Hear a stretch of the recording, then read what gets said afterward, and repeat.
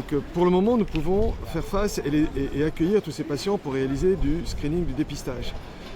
Va venir le moment où il y aura trop de patients et trop de chaînes occultes pour rester sur ce scénario. Et le scénario en question sera de repérer, par exemple, dans des structures comme celles que vous avez visitées, qui sont très flexibles, très adaptatives, qui peuvent créer du lien et être des structures tampons où des cas possibles devenus confirmés seront évalués et ensuite orientés soit vers l'hospitalisation, soit vers un secteur ambulatoire libéral, en parfaite cohérence avec nos collègues de la première ligne absolument indispensables que sont les médecins référents.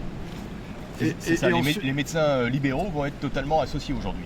Clairement, il ne faut pas faire ce que nous n'avions pas fait au moment de la dernière pandémie grippale. Ils sont les acteurs majeurs de première ligne dans ce qui va être la suite de la gestion de cette crise épidémique qui doit être centrée sur le patient.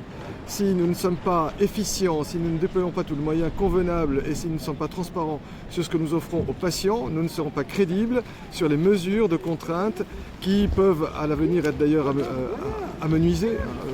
Si le virus se mettait à être circulant en permanence, paradoxalement, les mesures de contrainte en population seraient amenuisées.